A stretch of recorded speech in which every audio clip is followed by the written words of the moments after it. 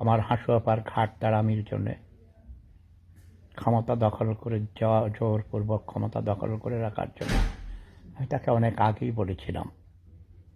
তার কিছু আজেবাজে উপদেষ্টা, বিশেষ করে তার দলের সাধারণ সম্পাদক কাউয়া কাদের মিসগাইড করেছে তাকে।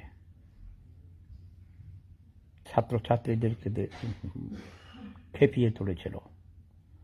ছোট্ট সাধারণ একটা দাবি ছিল, কোটা সংস্কার আন্দোলনের নেতানেত্রীদের সাথে বসে মীমাংসা করে ফেলতে পারত। ইট ওয়াজ এ ম্যাটার অফ 5 মিনিটস।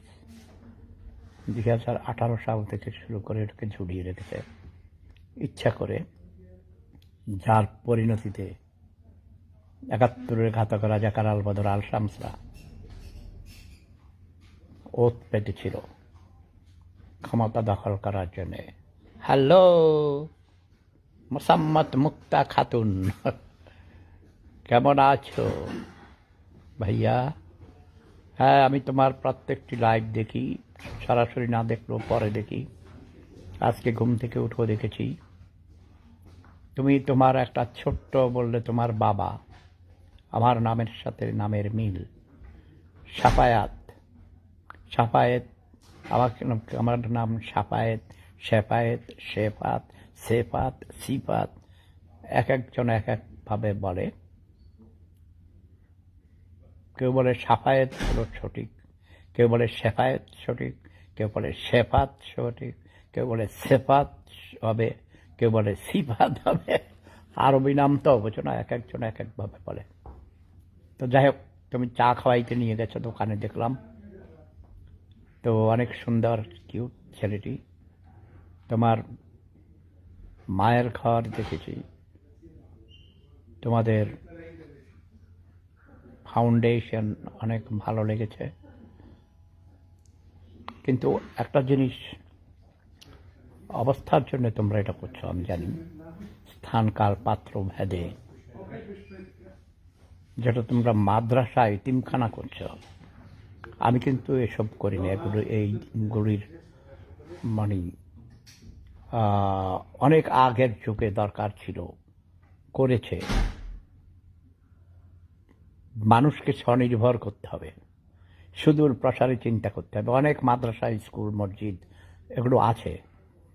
এখন বিশেষ ধরনের শিক্ষা প্রতিষ্ঠান করতে হবে, যেমন আমি করেছি আমার মায়ের নামে, Hasmatunnesa Hasu science and technology college and Swapnil kindergarten. এমন লেখাপড়া করাতে হবে যে লেখাপড়া করালে স্বনির্ভর হতে পারবে, দেশে বিদেশে কাজ করতে পারবে। বাংলাদেশ থেকে প্রায় 2 কোটির উপর বাংলাদেশি আমরা প্রবাসী, যারা তেমন কোনো টেকনিক্যাল লেখাপড়া জানে না, হাতে কলমে শিক্ষা নেয়নি। বিশেষ করে ইঞ্জিনিয়ারিং, বিভিন্ন ধরনের মেয়েদের নার্স কোর্স করতে পারে, নার্সিং, বিভিন্ন পেশাভিত্তিক ট্রেনিংয়ের জন্যে। আমি অনুরোধ করব, তুমি মাদ্রাসা করেছো ঠিক আছে, সেই মাদ্রাসায় হাতে কলমে শিক্ষা দিবে, কম্পিউটার শিক্ষা দিবে, ওয়েল্ডিং শিক্ষা দিবে, কম্পিউটার শিখাবে, আধুনিক শিক্ষায় শিক্ষিত করবে। মাদ্রাসায়ও সেগুলো করা যায়। শুধু মাদ্রাসায় ওই ধর্ম শিক্ষা দিলেই কাজ হবে না, এমন সব শিক্ষা দিতে হবে যাতে করে কর্মসংস্থান হয়, সকর্মসংস্থান হয়। শুধু সরকারি চাকরির জন্য অপেক্ষায় থাকবে তা নয়, ঠিক আছে? আর এতিমদের জন্যে সরকারকে দায়িত্ব নিতে হবে, এতিমদেরকেও প্রশিক্ষণ দিতে হবে, লেখাপড়া করাতে হবে। তোমার এই উদ্যোগকে আমি অনেক অনেক প্রশংসা করি আসছি। গত 4-5 বছর থেকে তোমাকে আমি চিনি, পরিচয় হয়েছে, তোমার মায়ের সাথেও আমার কথা হয়েছে। তো তোমার উদ্দেশ্য ভালো, কঠোর পরিশ্রম করছো, সাধনা করছো, তুমি একজন ভালো সংগঠক, ভালো ম্যানেজার। মূলত কোনো সংগঠনকে তুমি ধরে রাখতে হলে করতে হবে সংগঠন, সংবর্ধন, সংরক্ষণ। মনে রাখবে, এটা 3টা সং, আমার পূর্বপুরুষদের কাছ থেকে শিখেছি ছোটবেলায় আমি। সংগঠন মানে নিজেকে উদ্যোগ নিয়ে, কয়েকজনকে নিয়ে, আরও বেশি লোকজনকে নিয়ে সেটাকে সংগঠিত করতে হবে। সংগঠন, একটা প্রতিষ্ঠান তৈরি করেছ, যেমন মায়ের ঘর, তারপরে তোমার মায়ের ঘর ফাউন্ডেশন, তাই না? আচ্ছা, যাই হোক, একটা ফাউন্ডেশন, একটা প্রতিষ্ঠান করেছ, সেটাকে সংবর্ধন করতে হবে। যেমন তুমি করছো, লাইব্রেরি করছো, স্কুল করছো, মাদ্রাসা করছো, বিভিন্ন ধরনের গানের অনুষ্ঠান করছো, কবিতা আবৃত্তির অনুষ্ঠান করছো, মানুষকে উদ্বুদ্ধ করছো, তরুণ তরুণীকে উদ্বুদ্ধ করছো কবিতা লেখার জন্যে, এবং নাটক করবে, প্রতি মাসে মাসে একটি করে নাটক করবে, এটা আমার অনুরোধ। সংগঠন, সংবর্ধন, সংরক্ষণ, সবচেয়ে বড় কাজ হলো সংরক্ষণ করতে হবে। সেই জন্যে আগের থেকেই অনেক কাজ করতে হবে।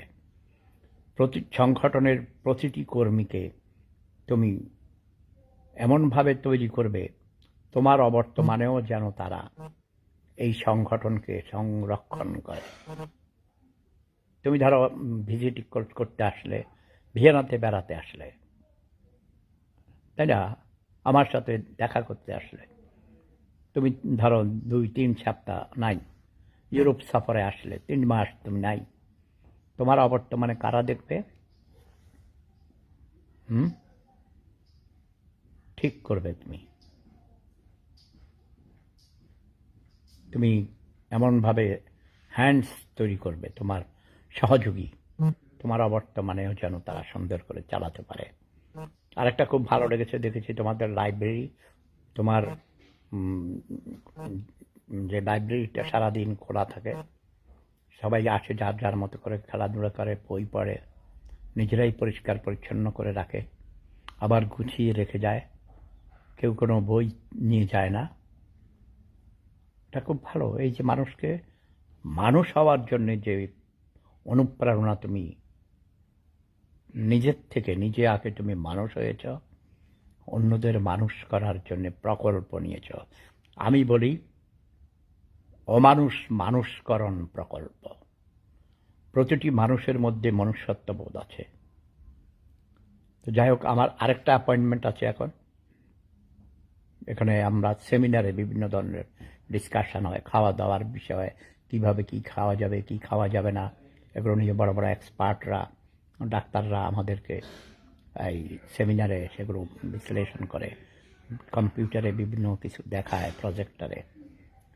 তো পরে আরও কথা হবে। সবাই ভালো থাকুন, সুস্থ থাকুন, ধৈর্য ধরে সবাইকে দেশের উন্নয়নের জন্য কাজ করতে হবে। নিজেকে ভালোবাসুন, তারপর অন্যদের ভালোবাসুন, দেশকে ভালোবাসুন, দেশের মানুষকে ভালোবাসুন। নিজে স্বনির্ভর হন, অন্যদের স্বনির্ভর হতে সাহায্য করুন। Live and let live. নিজে বাঁচুন, অন্যদের বাঁচতে সহায়তা করুন। প্রেম ধর্ম, সেরা ধর্ম, লাভ ইজ পাওয়ার। আমি অত্যন্ত আশাবাদী মানুষ। ডক্টর মোহাম্মদ ইউনূস সাহেব বাংলাদেশের অন্তর্বর্তীকালীন সরকারের দায়িত্ব নিয়েছেন। সবাই আমরা তাকে সহযোগিতা করি, ধৈর্য ধরে অপেক্ষা করি, আইন শৃঙ্খলাকে সম্মান করি। প্রেম ধর্ম, সেরা ধর্ম, লাভ ইজ পাওয়ার।